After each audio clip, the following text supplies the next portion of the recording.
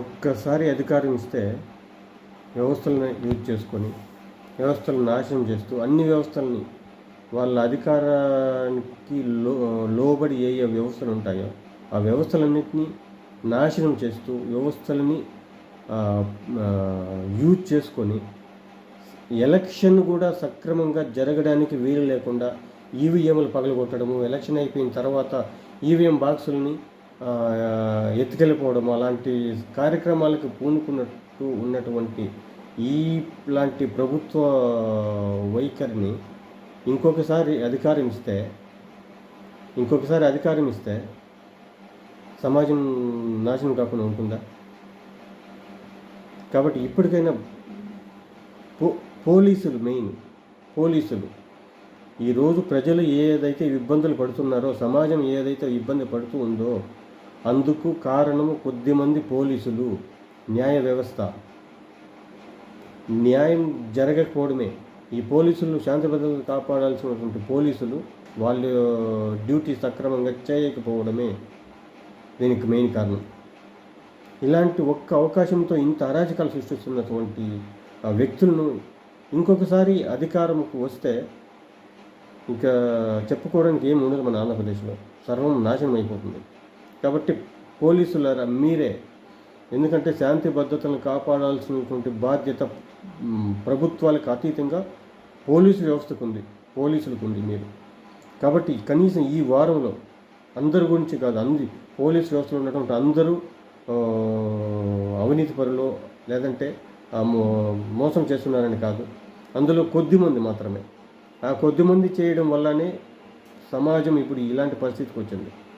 అప్పులు, మన ఆంధ్రప్రదేశ్కి ఇంత అప్పులు చేసి ఇన్ని అరాచకాలు జరుగుతున్నాయంటే కారణం కొద్దిమంది పోలీసులు. ఆ కొద్దిమంది కూడా మారి ఇలాంటి దుర్మార్గమైనటువంటి ప్రభుత్వాన్ని పారదోలుదాం. కాబట్టి ఈ కౌంటింగ్ జరిగేటువంటి ఈ కొన్ని రోజులైనా మీరు దయచేసి నీతి నిజాయితీగా పనిచేయండి. అది ఎవరైనా గెలవని, నీతిగా నిజాయితీగా పనిచేయండి. అల్లర్లు అక్రమాలు జరిగే చోట తప్పనిసరిగా మీరు శాంతి భద్రతలు కాపాడండి.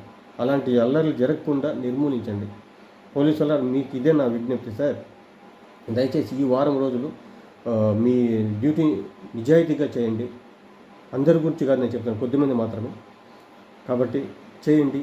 ఒక నీతి, నిజాయితీ, న్యాయం, ధర్మంగా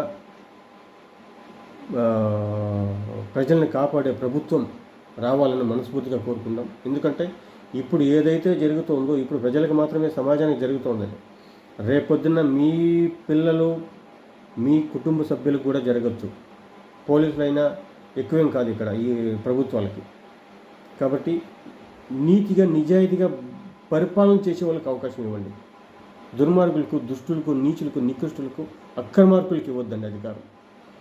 ఇప్పుడు ఇంత ప్రభుత్వం మీద ఇంత వ్యతిరేకత ప్రజలలో ఉందని తెలిసి కూడా అయినా వాళ్ళు గెలవడానికి ట్రై చేస్తున్నారంటే వైఎస్ఆర్సీపీ ప్రభుత్వం అంటే గెలవడం ప్రతి ఒక్కరికి, వాళ్ళకి ఎవరికి ఓడిపోవడం ఎవరికి ఇష్టం, ప్రతి ఒక్కరు గెలవాలని కోరుకుంటారు. కానీ నీతిగా, నిజాయితీగా బ్రతికి అప్పుడు గెలవాలని కోరుకోవాలి కానీ చేసేది అన్ని అక్రమాలు చేసి ఒక్క సమాజానికి ఉపయోగపడే ఒక్క పని అంటూ జరిగిందంటే లేదు చెప్పుకోవడానికి. ఈ 5 ఏళ్ల పరిపాలనలో, వైసీపీ పాలనలో ప్రతి ఒక్కటి ప్రజావేదికను కూల్చడం దగ్గర ఇంకా ప్రతి ఒక్కటి ప్రజా సొమ్ముని, ప్రజాధనాన్ని నాశనం చేశారు. ప్రభుత్వ ఆస్తులను నాశనం చేశారు, సమాజాన్ని నాశనం చేశారు, ఉద్యోగులను నాశనం చేశారు, ప్రభుత్వ ఉద్యోగులను నాశనం చేశారు, నిరుద్యోగ యువతను నాశనం చేశారు. తర్వాత ఆర్థిక అభివృద్ధిని నాశనం చేసేశారు. అభివృద్ధి లేదు. పోలవరం నాశనం చేశారు.